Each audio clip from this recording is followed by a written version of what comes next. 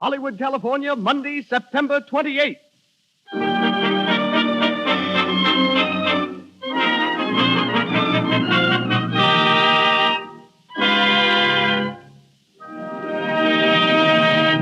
The Lux Radio Theater presents Wallace Beery in The Plutocrat.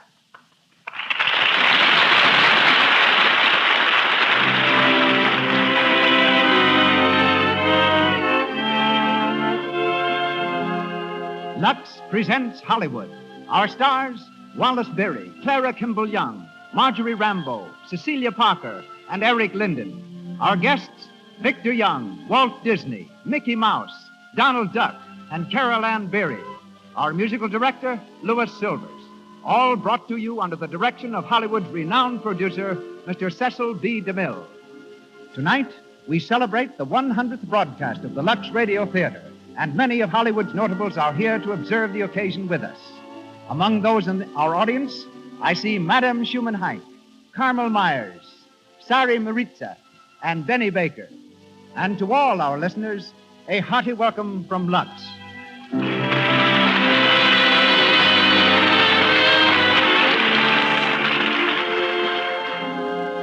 Before turning the microphone over to Mr. DeMille, may I remind you of just two of the many good reasons why Lux toilet soap is so popular the world over. First, Lux toilet soap guards against cosmetic skin. The active lather of this pure, delicately perfumed soap removes stale rouge and powder, frees the pores of all foreign matter, and keeps the skin soft, smooth, and clear. Second, Lux toilet soap is within everybody's budget. It costs so little, and all the family can use it. It's fine for baby's tender skin. Men prefer it for its full, rich lather.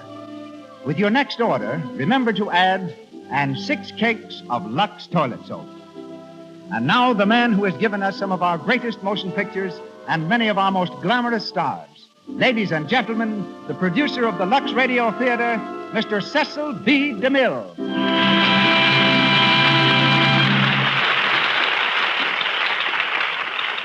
Greetings from Hollywood, ladies and gentlemen. The most hilarious April Fool joke ever played on the world, and the one we most appreciate, is Wallace Beery. He was born in Kansas City on April 1st. At the age of 9, he was the biggest boy in the 4th grade. 3 years later, he was still the biggest boy in the 4th grade. The faculty was amazed at his ability to resist education, and his schoolmates were completely awed by him. They called him Jumbo, which was not only descriptive but prophetic. For at 15, he left home and became the best-known elephant trainer in America, bossing Ringling's herd of 26. Wally followed this with a humble, even humiliating start as an actor. It was as a chorus boy in Babes in Toyland. When I first met him 20 years ago, I cast him as a German general in the first picture based on the World War, The Little America. He has since been an electrician, cameraman, director, comedian, and serious actor, breaking all records for motion picture versatility. The play in which he stars tonight is taken from the comedy by Arthur Goodrich, based on the novel by Booth Tarkington. Featured with Wally is an all-star cast. We'll hear Clara Kimball Young as Mrs. Tinker, Marjorie Rambeau in the role of Madame Memoro, Cecilia Parker as Olivia Tinker, Eric Linden as Lawrence Ogle, and we'll hear Wallace Beery in the character of an American millionaire. He is starred as Earl Tinker in The Plutocrat.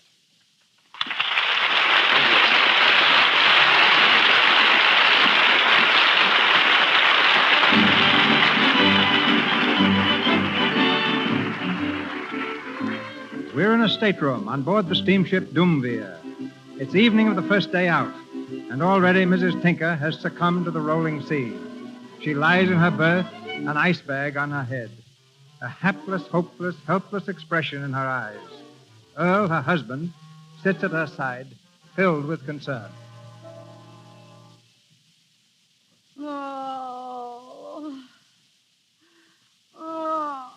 How do you feel now, honey?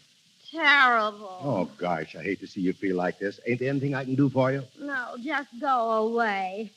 Go away and let me die in peace. Oh, don't talk like that. Why, you ain't going to die. Folks don't pass out on account of a little seasickness. I'm going to. I never felt like this in all my life. Yeah, but we've only been out 7 hours, honey. It seems like 7 years. Oh. Oh, I wish I was back in Omaha. Oh, you'll feel better just as soon as we hit port. We'll be in Algiers in about 8 days. 8 days? Oh. You'll never even know that you were sick. Mm.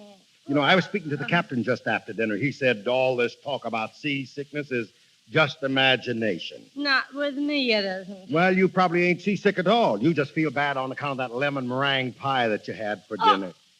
Oh, I'm sorry. I'm sorry, honey. Don't. I didn't mean to, darling. Go away. Go away. Oh, honey, listen, please.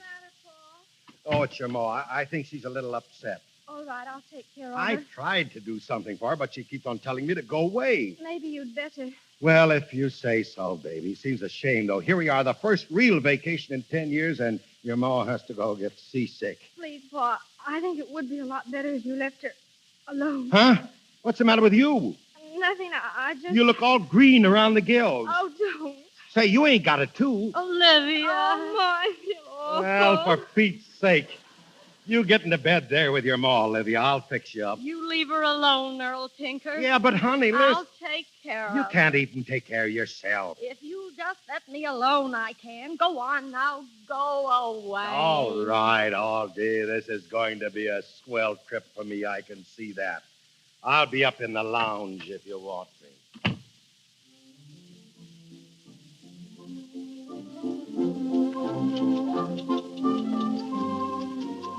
Will you have another, monsieur? Yeah, go on and fill it up, George. Oui, monsieur. You know, George, I am a terribly lonesome man. Oui, monsieur. Yeah, never mind that masseur stuff. Tinker's the name. Earl Tinker, president of the Tinker Packing Company, Omaha, USA. All steward. Monsieur? Demosthenes cocktail, please. One Demosthenes. Oui, monsieur. Hi there, young fellow. Oh, good evening. You remember me, don't you? We sat at the same table, you and me and my wife and my daughter. Oh, yes, of course. Yeah, well, Tinker's my name. Tinker Meat Packing Company. I don't believe you said what yours was. Ogle, Lawrence Ogle. Not Ogle, Ogle Pipes and Steam Fittings? Hardly, I'm not in business. Oh, you're not. Well, that's too bad. I thought you might be Ogle and Ogle, Pipes and Steam Fittings. One Demosthenes, monsieur. Say, what did you call that thing? A Demosthenes what? Oui, monsieur, Demosthenes. It is the latest drink in New York. Oh, guess you're from New York, huh, Ogle? Yeah. Well, I'm from Omaha myself. Finest town on earth. Oh, New York's all right, too, I guess. You know, it's like I always tell my wife. It's a great little place to visit, but I wouldn't like to live You'll there. excuse me, won't you? I've got to look up a friend of mine. Oh, sure. Go on, go Thank on. you. See you around sometime, Oakley. Nice fella, ain't he, huh? Oui, monsieur. Well, I guess I'll run down and see how the wife's coming on. Good night, monsieur. Good night, George. Oh, oh, excuse me, lady. It is quite all right, monsieur. Yeah, I almost knocked your table over. I'm awfully sorry. It is nothing, monsieur. Nothing spilled on you, did it? No, monsieur. Well, let me get you another cocktail. Steward, Oui, monsieur. give the lady another cocktail. Of course. I guess I'm getting kind of clumsy in my old age, huh? Well, It is no harm done, monsieur. yeah, it's nice of you to say that. You know, a lot of folks would have been pretty sore, you know that. But it is not your fault. It's the ocean. I haven't learned to walk on it yet. Madame's cocktail. Merci. Yeah, guess I'll be going. Oh, please don't. Hmm? No, sit down and keep me company. Say, I kind of like that, right down to my shoe tops. You know, my name's Tinker. Tinker, president of the Tinker Packing Company, Omaha, USA. I am Madame Memoro. I am not president of anything, and I live in Paris. Well, I'm sure glad to know you, Madame Mumsrow. I was thinking I'd have to spend this trip in solitary. You're a widower, I guess. Is it so evident? Yes, monsieur. You are a widower, Mr. Tinker? Me, a widower? Say, you wouldn't think so if you knew what would happen to me if my wife caught me talking to as good-looking woman as you are, Mrs. Gumsrow. You are very flattering, monsieur. Mr. Tinker. Oh, hello there, Ugly. I thought you went to look up a friend. Well, I did, but... Come on, sit down, sit down. Mrs. This is Mr. Ugly. He sits at my table. He's from New York. I'm not holding it against him, though. How you doing, Mrs. Momoro? How do you do? It must be quite thrilling to feel yourself a real New Yorker, Monsieur Ogle. Well, in a way. Such a wonderful city. Say, what's New York got that Omaha ain't got? That's what I'd like to know. All the arts, Mr. Tinker, music, the theater, painting. Don't talk to me about the theaters. I saw one of them plays in New York just before I caught this boat. Never again. You did not like it, monsieur? Like it, you couldn't tell what it was all about. What play was it, Mr. Tinker? Oh, I don't know. It was some crazy thing called the pasturage scene or something like that. The pastoral scene? Yeah, that was it. Yeah, that was it. Believe me, it was certainly rotten. Well, I'm sorry you feel that way, Mr. Tinker. You see, I wrote the pastoral scene. Oh, you did. Well, imagine that, huh? Monsieur Tinker. Yeah. Madame Tinker would like to see you, monsieur. Oh, thanks. Excuse me, folks. I'll be back later, Mrs. Mumsero, if I can break out of jail. Oh, thank heaven he's gone. But Mr. Ogilvy is very amusing. He is so native, so typical American. Oh, he's far from typical. I mean, of your ruling class. He is a leader, Monsieur Ogle, a plutocrat. Oh, he's that all right, a provincial Western plutocrat. Monsieur, you speak so harshly. He is your friend, no? Hardly. But you came to him, you spoke with him. Shall I tell you why? Please, Because he happened to be sitting with you. monsieur. I've been wanting to meet you ever since we left New York, Madame Amoro. But why? Must I answer that? No, it would be better perhaps if you did not. We shall all be, how do you say, shipmates for 8 whole days. There is plenty of time and we shall meet often, I hope. Well, it can't be too often. You are very polite, monsieur. Oh, so here you are. I've been looking all over the boat for you. Hyacinth, this is Monsieur Ogle. Monsieur Ogle, Monsieur Hyacinth Momoro. How do you do? Hyacinth? Oui, Momoro?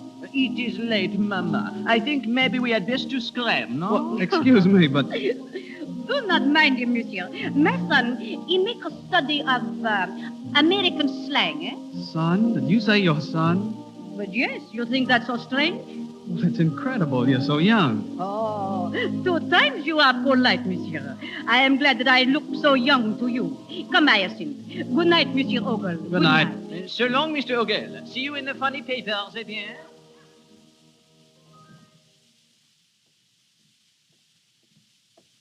Well, Mama, you have found a rich American? 2 of them, Hyacinth. One young, one not so young. The not so young American is the richer, I think. Ah, hot stuff.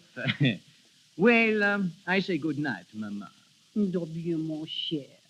Maybe when we reach Algiers, we have plenty of money, no? Maybe. Maybe when we reach Algiers, yes, perhaps. Go now to your cabin, Hyacinth. I am going to walk a bit on deck. Very well. Toodle-dee-doo, Mama. Take me back to Omaha. Take me back. Oh, hello, Miss Bumsroll. Monsieur Tinker. Say, you ain't turned in for the night, are you? In a little while, monsieur. Oh, don't do that. I was just back on the way to the lounge looking for company.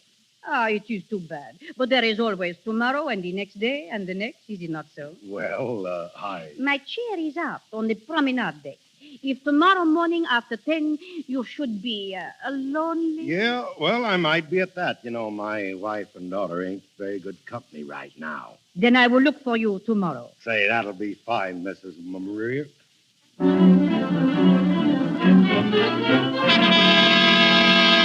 First day's run, 360 miles. Nearest guess, made by Mr. Earl Tinker. Oh, Monsieur Tinker, you have won the ship's pool. Yeah, guess I'm pretty lucky at judging distances, huh?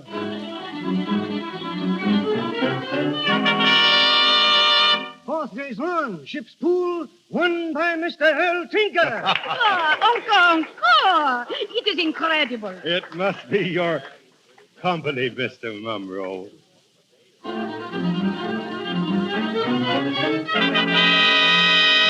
Seventh day's run, ship's pool, won by Mr. Earl Tinker. Oh, Monsieur Tinker, so much money you have won. Marvelous. I haven't had as good a time as this in 20 years. Champagne, steward. Champagne for everybody.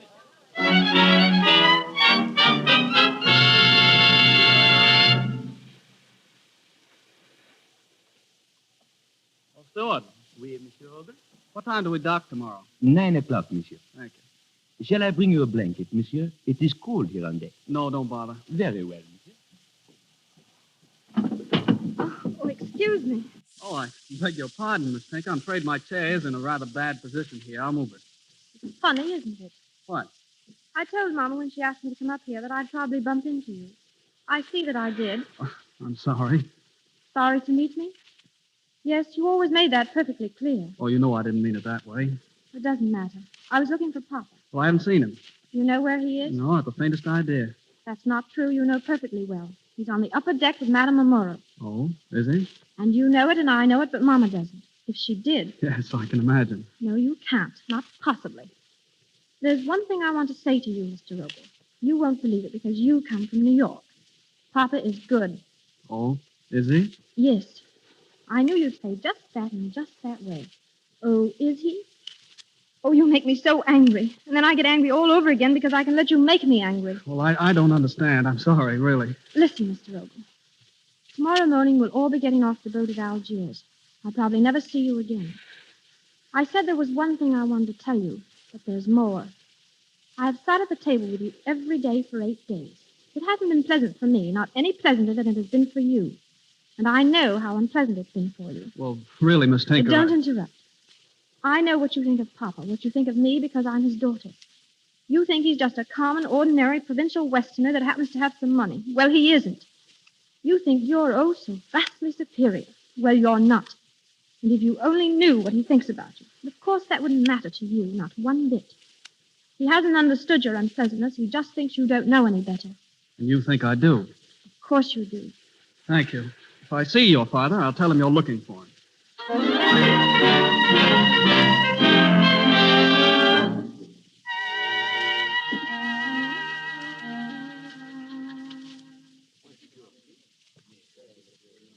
Well, Mama, you have no luck yet? Not yet, my son. There is not much time. Why do you not speak to this Monsieur Tinkler? See if we can borrow. I have too much pride. Besides, I know him so little.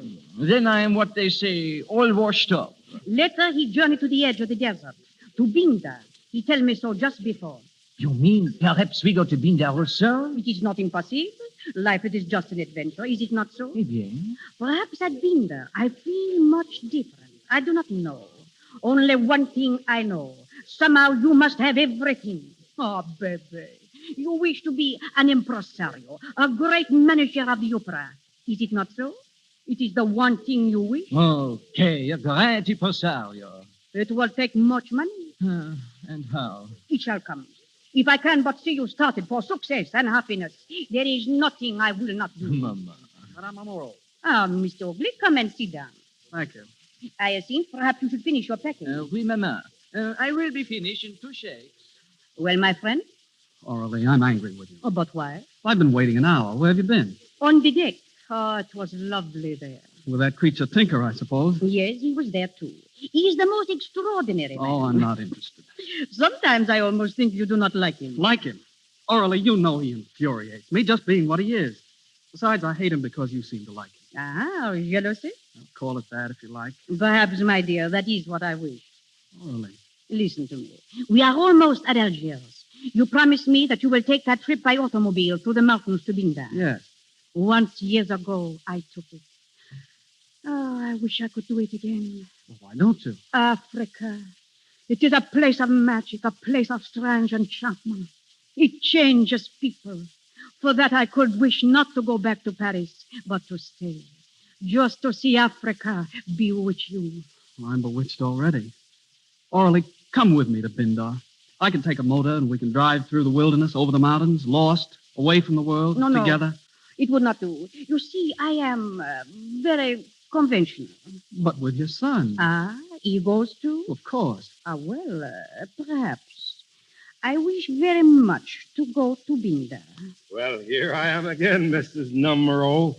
You know, good evening, all you here, Oakley. Yes, I was, but I'm leaving now.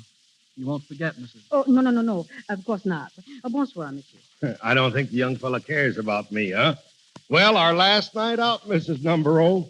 All packed? My son Hyacinth has just gone to finish. Yeah, say, what did you say his name was? Hyacinth. Hyacinth. That's right. I can never remember which flower he is. Monsieur Tinker, you are sure you are going to Binda? Yes, sir. Mama's got her heart set on Bindar. Where you going? Well, I am still not certain. Well, I guess this is the last we'll see of each other, huh? Oui, perhaps.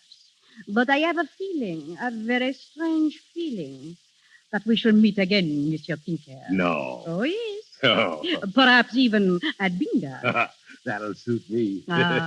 You are sweet, Mr. Tinker. Oh, go on, Earl God. Tinker? Yeah. Hello there, honey. How you feeling? I thought you was down in the cabin. I'm feeling much better. I thought a little walk on deck would be good for me. Sure. Perhaps you will excuse me now. Yeah, sure. Good night. Good night.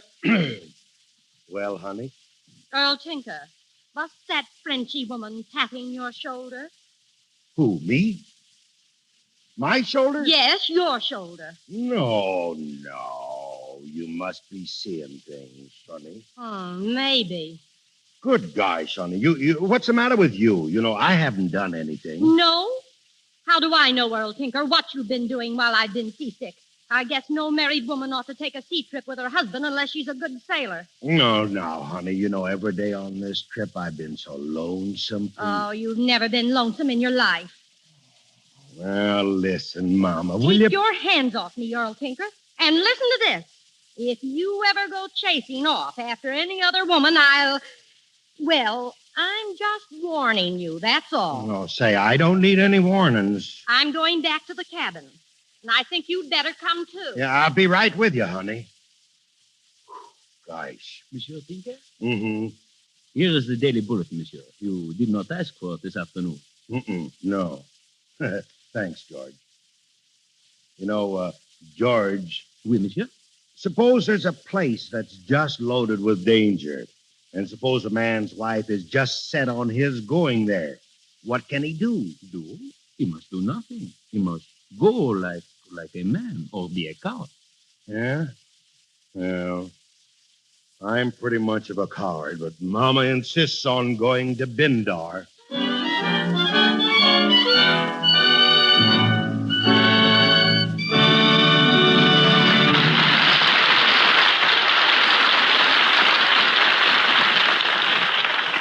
In just a moment, we'll go on with the Plutocrat, the Lux Radio Theater production with Wallace Beery and an all-star cast. Just now, we're going over to the Paramount Studios. Two girls have met on the lot. Let's listen to what they say. Hello, Judy. Going my way? Say, what's the matter with you anyway? Oh, thought I was going to make the grade with that taxi dancing scene in the New Orleans Cafe. But I didn't. Probably I'll never get a job on this lot again.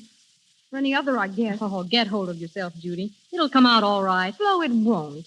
Well, I was all set for this job, and they told me nothing doing. They said that even though my dancing was good, I showed up badly in the close-ups. And it's all because of my skin. Flo, why should I have all these little blemishes? You don't. Your skin is lovely. Well, I do give my skin a little attention. For one thing, I use Lux soap regularly. You know, Judy, I bet you never really get all of the stale makeup out of your skin. No wonder you've got choked pores and little blemishes. There are thousands of girls today like Flo. They use rouge and powder as much as they like, but they keep their skin soft and smooth with Lux Toilet Soap's active lather. There are some Judys, too, who miss out because cosmetic skin has made them unattractive. It's foolish to risk cosmetic skin when such a simple, inexpensive care as Lux Toilet Soap guards against it. Begin to use it right away, as 9 out of 10 screen stars do. And here's Mr. DeMille. We continue our play, The Plutocrat, starring Wallace Beery with an all-star cast.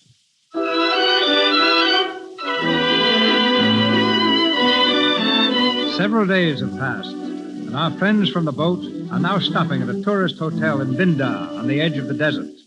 Downstairs on the piazza, Lawrence Ogle, the New York playwright, is slumped in a chair, hands plunged deep in his pockets, his whole attitude suggesting despondency. From the courtyard comes Tinker. He greets the playwright effusively.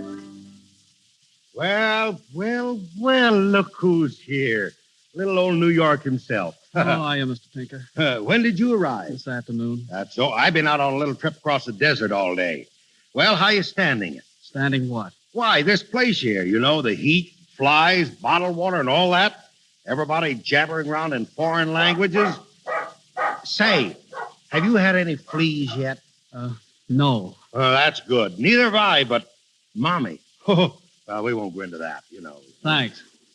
You know, what they need here is a good, live, snappy board of health.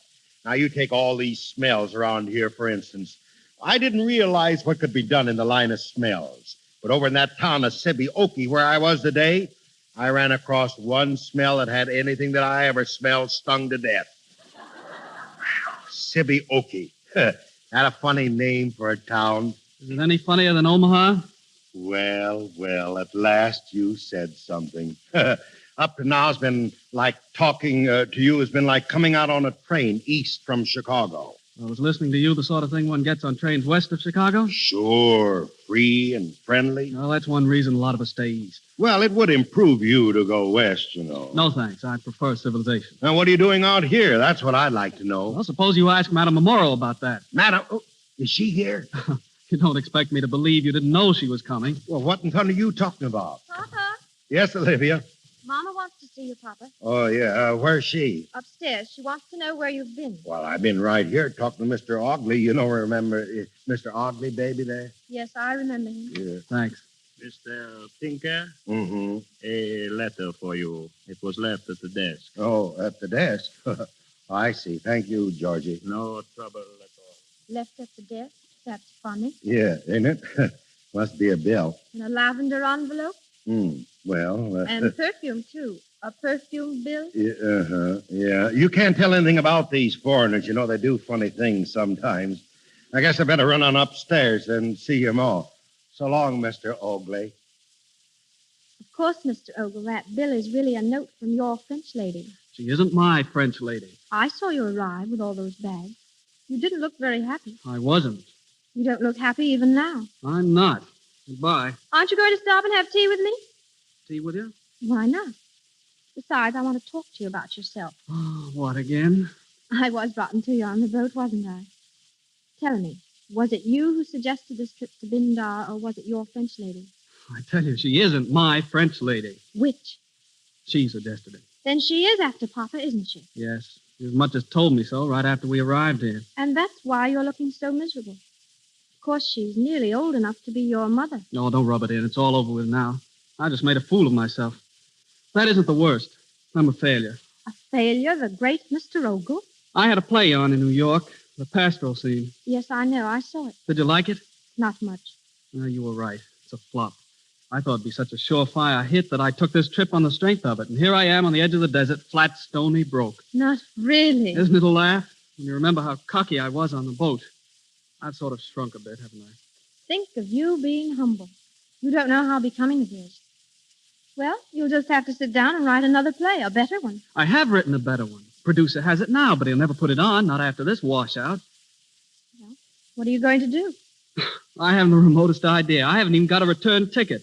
Of course, Papa'll advance you some money. Oh, no. You wouldn't take it? Not from him. Oh, you are a darling. What?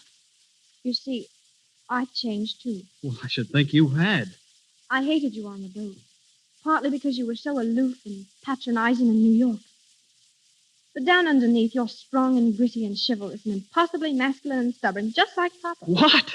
Olivia. Yes, Mama? Your father, where is he? Where is he? Why, he said he was going upstairs to see you. Didn't he see you? He did not. He sent me a note. A note. Listen. Dear Mama. He always calls me Mama when he's up to something. Go on. There's some folks I got acquainted with wants me to go out and eat some of this famous Arab cuckoo.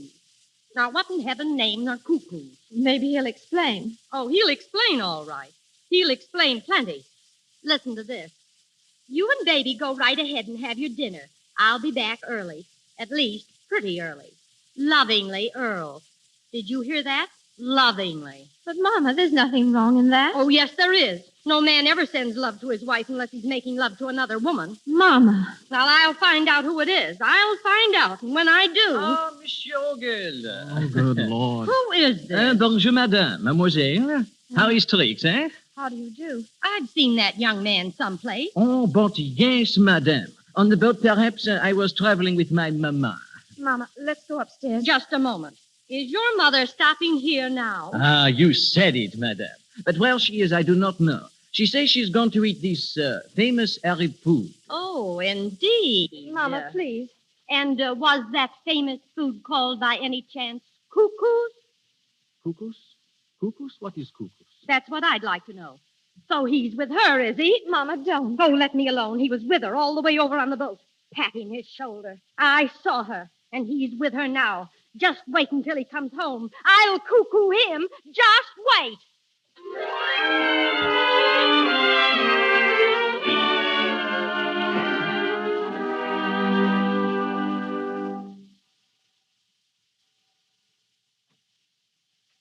Come on into the card room, Mrs. Mumro. There is no one here. No, not at 2 o'clock in the morning. 2 o'clock. Gee, this is a terrible time to be coming home. My wife will be worried sick. It is late. If that guide had not lost his way. Yeah, a swell guide he was. Ah, but it was beautiful. Moonlight on the desert. Sure, moonlight's great anywhere. You ought to see it out in Omaha. You never forget, do you? I should say not. As a matter of fact, I'm getting kind of homesick for the old place right now. You know, I ought to be getting started back there pretty soon. You will go, and I will stay. But tonight we are here together. Yes, ma'am. I'm not so sure it's a safe place to be, though. You turn on the lights? Must we have lights? Well, I guess it's more according to Hoyle. Besides, I got to shoot upstairs in a minute. Oh, no, not yet. See, I sit down just to make you sit down. Well, I'll stay just a couple of minutes, that's all. Have you never wondered about me? Who I am, where I come from? Well, maybe I have, in a way, but I wouldn't have thought about asking you. I want you to know. Listen, 20 years ago, I am at Budapest. I am dancing. It is a masquerade. I bet you was a stunner then. One man there thinks so. I meet him at 9 o'clock. I dance with him, with no one else, until 1. Then we run away together. Now, that's what I call snappy work. All night we drive. At daybreak we are married. Too late I find out that he is the crown prince of... Oh, no. It is better that I do not name the country. It is so long ago. He is the father of my son. Honeysuckle? I think. Oh, yeah, that's right. Oh, darn it. I'm always getting those flowers mixed up. God, but say, then that kid's a king. Oh, but no. My husband, he cannot go back to his own country. He calls himself Momoro. He lives in Paris. He was a colonel in the war. He died for France. Little by little, we lose everything. I must help my son. So we try America. But no, there is no place for us there. So we start back home. But first to Algiers, where we have friends. Then on the boat coming back, I meet you and... Oh, no. I cannot go on. I cannot say the rest. Oh, say, don't cry, Mrs. Mumsrow. You are so big, so kind. If I can but rest here for just a moment against your shoulder. Well, I'm not so sure my wife would like that. She wouldn't like that, Mrs. Mumsrow, but... In a moment I go. Have no fear. No people ever come to this room after so late an hour. I know, but Mama ain't people, Mrs. Mumsrow. No, now, come on. I'm getting kind of nervous about my family. But it is my son. Now, do not say heliotrope or honeysuckle. Now, don't tell me. Hollyhocks. I think. I got it wrong. He has ambitions, monsieur. He wished to be an impresario. A what? An impresario. You don't say so. It costs 400,000 francs to buy him a partnership. 400,000 francs? How much is that in real money? Oh, you do not wish to give it me? Oh, I am so ashamed to ask. No. I didn't say I wouldn't. Monsieur Tinker, you like me? Huh? Yes? Oh, sure. Very, very much? Well, now, you know, I'm a married man, Mrs. Mumsrow. I got the finest little wife in the world. Oh, but you do like me. Well, I doggone, I think I better go on upstairs. Earl? Yeah. Is that you?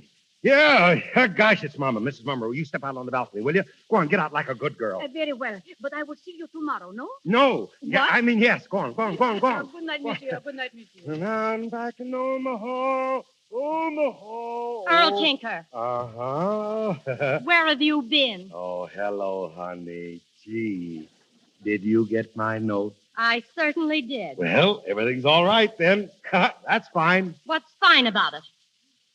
Well, you see, Some gentleman asked me out to fry some of the famous cuckoos, and well, I I would have taken you along, but you haven't shown much appetite for these foreign dishes and all, and so I went. That's it. I went. Uh-huh. And who were the gentlemen you ate cuckoos with? What were their names? Their names? Why, honey, you wouldn't know them if I told you. Name one of them. One of them? Cinch. One is, well, Mr. Oakley was one of them. Yeah, I don't believe you know him, though. Oh, yes, I do. And Mr. Ogle has been out with Olivia all evening, looking for you. That's where Mr. Ogle was. Now, Mama, don't get excited. You know, come on over here and sit down, Let honey. me alone.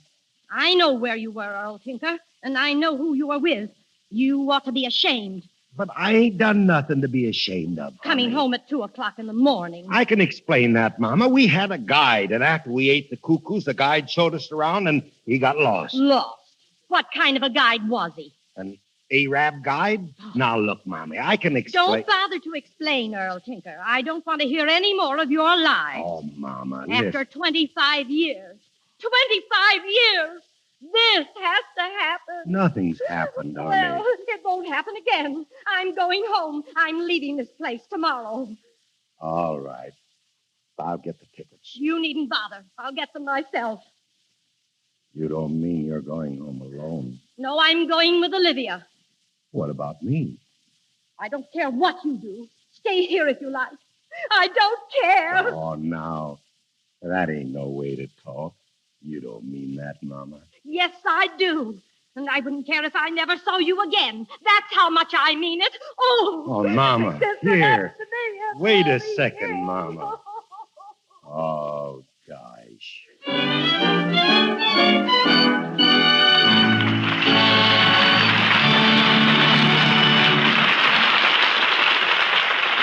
We pause for station identification. This is the Columbia Broadcasting System.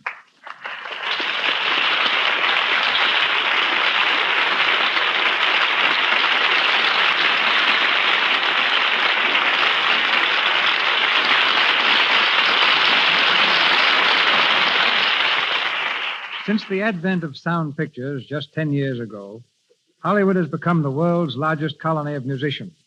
Victor Young is an outstanding member of this group. His career as a violinist ended abruptly when Victor tore up a $500 a week contract because it called for popular music. Then he changed his mind. Although symphonic music still dominates his private life, Victor has composed over 60 popular songs. The first one he wrote, Sweet Sue, was an immediate hit.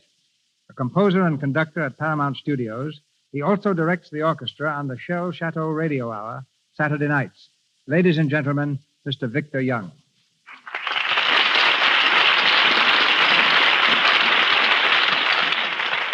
Thank you, Mr. DeMille. I've had many surprises since coming to Hollywood, but none as great as discovering how enthusiastic the picture stars are about good music. Joan Crawford, who is studying voice, is a steady patroness of concerts. Edward G. Robinson, who won his fame in gunman roles, is happiest when he's conducting an orchestra. And his daughter is an excellent singer. Take Wally Berry. He invites you to his home for dinner, and all you do is listen to his little daughter, Carol Ann, play the piano. Lisa Landy is a pianist and composer. So is Lionel Barrymore. Loretta Young seldom misses a concert, while Myrna Loy, Gloria Swanson, and Herbert Marshall are all great music lovers. And most of our stars were present a few weeks ago at Leopold Stokowski's concert in the Hollywood Bowl, when Victor conducted the first rendition of his remarkable musical Pictures of the Desert known as Arizona Sketches. I've got a confession to make about that composition. I've never been near Arizona. And Bizet had never been to Spain when he wrote Carmen. Do you rely solely on imagination, Victor, when composing? Well, I get a lot of inspiration playing poker. Oh, collecting other people's notes. Huh? No, I always lose. But the other day I was told to write a song for Carol Lombart's next picture, so I played poker. As I was driving home at 4:30 in the morning, I ran into a tune, stopped the car, and wrote it on the back of an envelope. I once wrote a song on the back of a Lux soap wrapper. If the tune was as good as the soap, I would have had a real hit. Frankly, Mr. DeMille, the hardest thing about being a musical conductor is to be invited to talk on a radio program. I'd much rather play. Then why not play the song you wrote for Mary Ellis' latest picture, Fatal Lady? Je vous adore. I'll be glad to.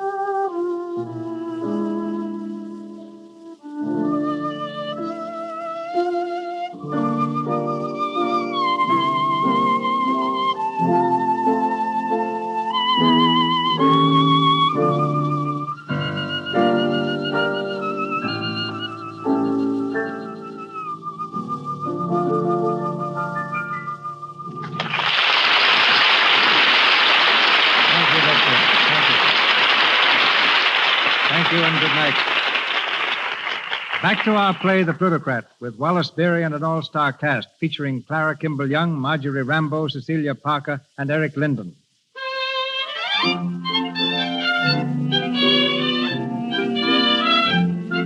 It's early the next morning.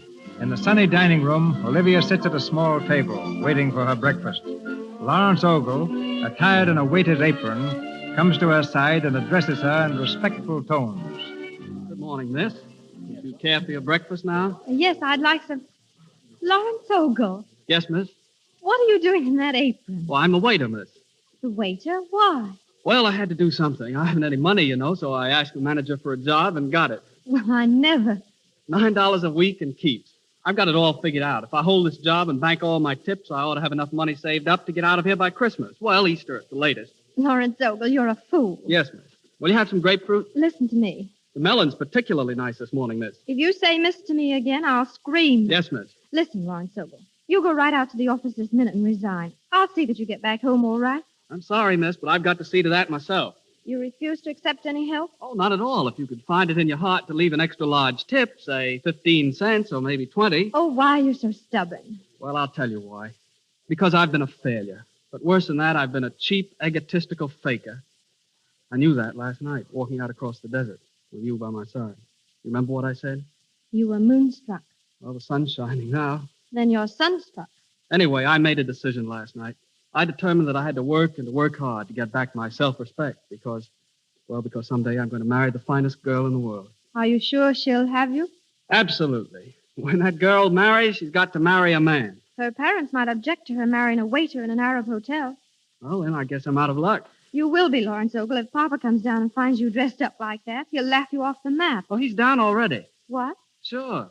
Did he see you? Well, yes and no. He looked at me when I spoke to him, but I doubt if he really saw me. I think he's in a daze or something. Poor Papa.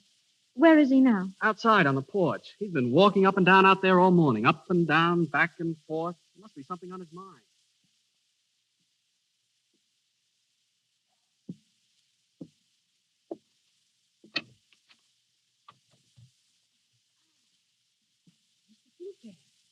Oh, good morning, Miss Bummerow. I have been looking for you. Yeah? Monsieur Dinka, I heard last night what you said to your wife. Yeah. I guess the whole hotel heard it. I am sorry, terribly sorry. Oh, that's all right. It wasn't your fault, Mrs. Gummerow. My wife, well, she just don't understand, that's all. She won't give me a chance to explain anything. She is going away? Yeah, I guess so. I am leaving too. You? When? This morning. Now, I could not stay after causing so much trouble for you. Oh, listen. No. It was my fault, everything. But I will try to make it right again, Mr. Tinker. I will go to your wife. I will say, take him back, Mrs. Tinker. He is the nicest man I have ever known. No. No, you better not say that, Mrs. Bummer, I tell you. But why? It is the truth. Well, maybe, but, Mama's kind of funny about them there things. No, I don't think you better say anything to her at all. But she will leave. She will get the divorce, no? Yeah, she kind of hinted at that. And what will you do then? Well, I haven't thought about that. Ain't very nice, though. When I start out on this vacation, all hopped up about seeing the world and having a good time, and now, well, look what's happened. Whole business gone to smash. I wish I'd never left Omaha. Monsieur Tinker, why don't you come with me? I will make you happy. Go with you. Oui, my son and I are leaving now. Come with us. Oh, no, I couldn't do that. Why, what would I be doing traipsing around with you and hollyhawks? Mama, you are ready, yes? The car is waiting. In one moment, Hyacinth. Monsieur Tinker. Oh, say before I forget it, I got something for you here. What? But what is this? A check? And for so much money? Well, you said you needed 400,000 francs to make that son of yours, what was you were going to make him? Oh, grand impresario. Impresario. Yeah, that's right. So I made out a little check. Mama. No. We cannot take it. Oh, sure you can. No, please. Oh, come on. Give me your purse and I'll put it in there. Come on. Hand it over, Mrs. Momero. There. Now, what do you think of that? Oh, what do I think? I think you are the biggest, the most generous. The most magnifique. Never mind that. You run along with your ma. You'll be late. Hyacinth and I, we go alone. Well, Oh, think what it means. If you stay, it is a life of emptiness. I'll tell you what I'll do. You wait down there in the car just 10 minutes, and if I don't turn up, why, you go on and scoot along by yourself. Very well. I will wait for you. But if we do not meet again, goodbye, mon ami. Goodbye. Goodbye, Mrs. Bumsrow. We'll know in 10 minutes whether it's final or not. Adieu, Mr. Tinker. Goodbye, Heliotrope. Oh, thank you for your kindness. You are the cat's bow wow.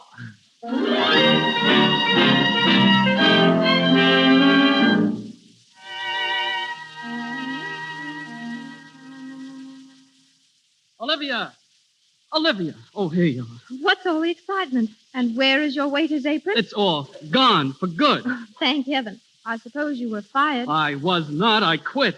Listen, I just got a telegram from that New York producer. Remember that second play I told you about? Yes. Well, listen.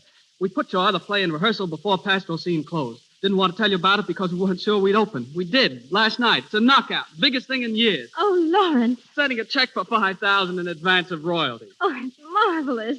Olivia, will you marry me? What? Marry me. You know, wedlock, matrimony. I'm crazy about you, Olivia. Honest I am. Oh, Lawrence. Say it again. I'm crazy. Olivia. Oh, Mama, come here. I've got news for you. Oh, where's your father? Where is he? I don't know. Mama, listen. I'm going to be married. Oh, don't bother me with things like that now. Your father's gone. What? Oh, he's gone. Left with that Frenchy woman. Mama. Sure, Mrs. Tinker. Of course, I'm sure. She left a half an hour ago. The clerk told me. I've looked all over for Earl, and he isn't here. Oh, it's all my fault. I told him I never wanted to see him again. And he believed me. Mama, when did you tell him that? Last night. I didn't mean it. I just wanted to frighten him. And now, oh, no. Don't cry, Mama. Please don't cry. It'll be all right. I'll never see him again. Oh, there, Mrs. Tinker. And she won't treat him right. I know she won't. She'll let him go out in the rain without his rubbers. He always forgets his rubbers. And who's going to make him change to his heavy socks when the snow's on the ground? He'd never think of that himself.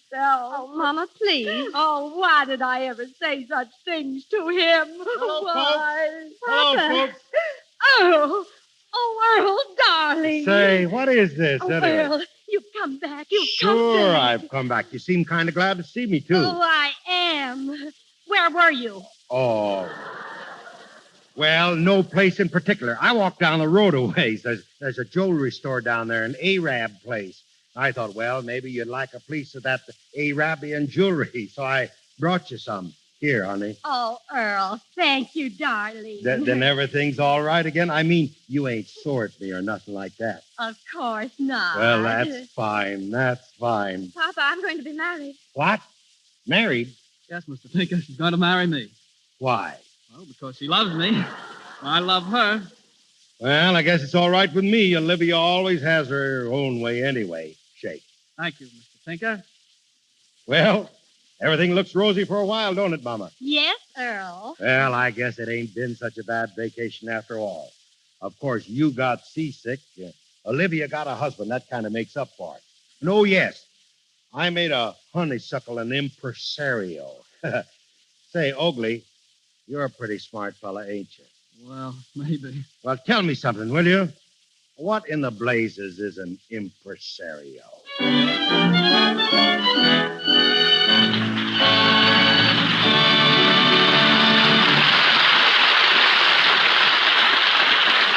We leave the Plutocrat on the eve of his return to Omaha, but we'll call Wallace Beery and Cecilia Parker back to the microphone shortly.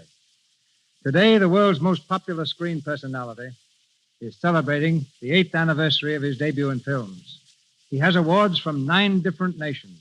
President Roosevelt, Queen Mary, and Benito Mussolini are among his most ardent admirers. In Alaska, he's warmly received by the Eskimos, while in Ethiopia, even the war failed to stop the showing of his pictures. In France, where he won membership in the Legion of Honor, he's known as Michel Souris. The Japanese call him Mikikuchi. The Spanish, Miguel Ratoncito. His name, as you may have surmised, is Mickey Mouse. To Mickey, the world owes an immense debt of gratitude. But a still greater debt is due the man standing beside me now. Ladies and gentlemen, the creator of Mickey Mouse and the Silly Symphony cartoons, Mr. Walt Disney. Thank you, Mr. DeMille. My knees are knocking together so hard they sound like a riveting machine. Maybe I'd better sit down. Come on, Walt. Stand up to the microphone. Are you a man or a mouse? Well, after associating with mice for so many years, I sometimes wonder myself. You see, as a matter of fact, Mickey and I have been pals long before he became an actor. His real name is Mortimer. But no regular fellow likes a name like Mortimer, so we changed his name to Mickey. But it was not until Walt Disney made the first cartoon in sound, ladies and gentlemen, that Mickey attained star proportions. That film was called Steamboat Willie, and it was the late Roxy who had the courage to release it. I suppose, Walt, that the motion picture industry thought you were crazy to put sound in an animated cartoon. Yes, completely nuts. You know what they're saying about you today, now that you're making the first feature-length animated picture, Snow White and the Seven Dwarfs. I can imagine. What have you heard? Now, perhaps you better imagine that, too. Anyway, how do you feel about it? Well, Mr. DeMille, any picture's a gamble. But we're betting $750,000 that Snow White will be good entertainment. My bet's on you. And now, ladies and gentlemen, I think we should cross-examine the young fellow on whom Walt bet his money 8 years ago. Mickey Mouse, take the stand. Yes, Mr. DeMille. Mickey, how does it feel to have the whole world celebrating your birthday? Yes, Mr. DeMille. I mean, swell. Who's the better actor, Mickey? You or Donald Duck? Oh, gosh. I don't know. Mickey's an actor, Mr. DeMille. Donald's just a clown.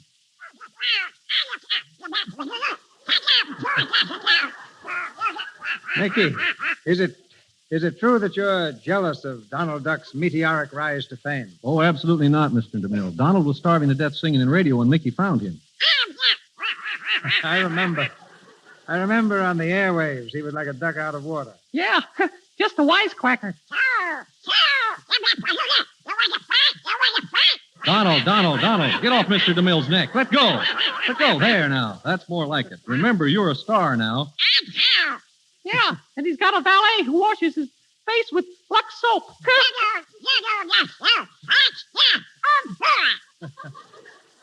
Donald Duck, you've denied being the worst singer in the annals of radio. All right, prove it. Sing. And it better be good.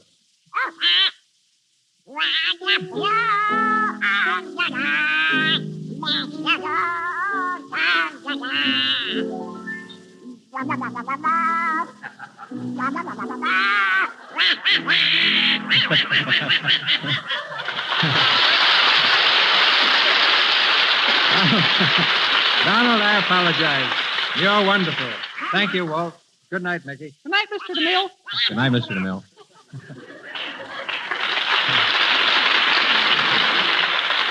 And as you like it, Shakespeare says that each man in his time plays many parts. But surely few have played so many parts so well as Wallace Beery. Wally, I think, has been everything except a leading lady. But here he is now, leading a lady to our microphone. Wallace Beery and Cecilia Parker. Thank you, Mr. DeMille. You gave my history wrong. I was a leading lady once. My first part in pictures was as a beautiful Swedish housemaid. Were you as beautiful then, Wally, as you are now? Well, Cecilia Parker here takes care of the good looks department. Maybe I should say the good looks department. Well, of course you should say the Lux department. Although I guess it isn't really news that I use Lux soap. Practically every star in Hollywood does. But honestly, Mr. DeMille, you shouldn't say Wally isn't good looking. I think he's beautiful. Thanks, Celia. Well, I guess I'm the only one in Hollywood who wasn't even considered for the part of Romeo. But you got just as great a part in your new picture, Old Hutch. Well, The only difference is that instead of making you a great lover, they made you a great loafer. well, I always carry my critic along with me, my daughter, Carol Ann. Maybe you'd like to hear from here. Come here, Carol. Carol, this is Miss Parker and Mr. DeMille. How do you do, Mr. DeMille? Mr. DeMille has directed some of the greatest pictures ever made. For instance, did you ever hear of Cleopatra? Daddy, I can't say that word. Was that you, Mr. DeMille? I'm afraid not, Carol. It's the first time I've been mistaken for the Siren of the Nile. You see, Carol, Mr. DeMille produces this program for Lux Toilet Soap. Oh, I know about Lux toilet soap. I wash my daughter's face with it.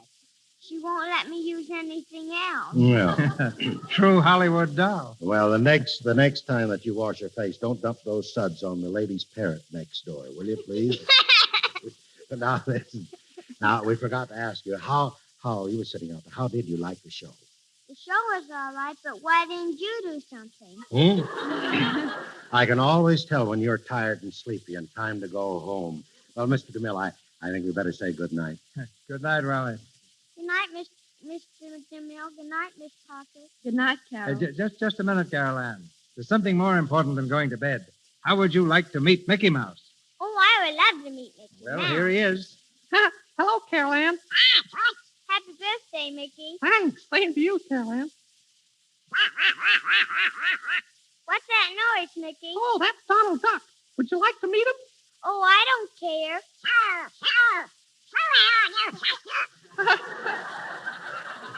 Donald, meet Carol Ann. I guess you've heard all about Donald. He's an actor.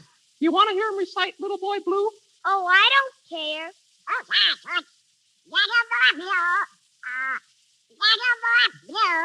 Come blow your horn.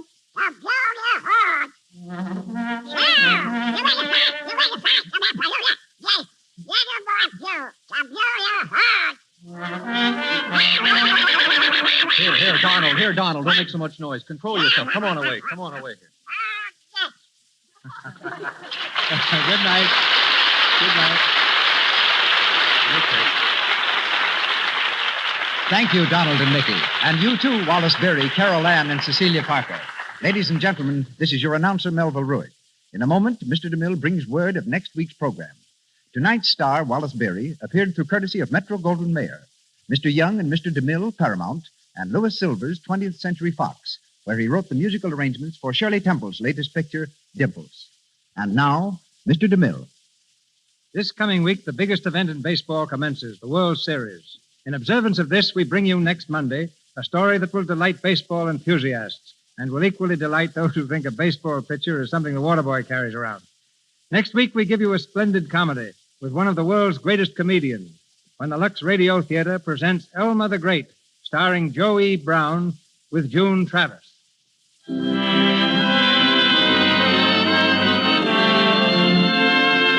Our sponsors, the makers of Lux Toilet Soap, join me in inviting you to be with us next Monday night when Joe E. Brown steps up to the plate in the Lux Radio Theater presentation of Elma the Great by Ring Lardner and George M. Cohen.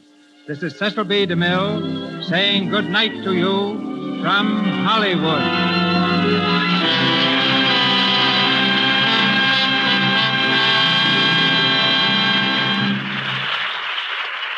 This is the Columbia Broadcasting System.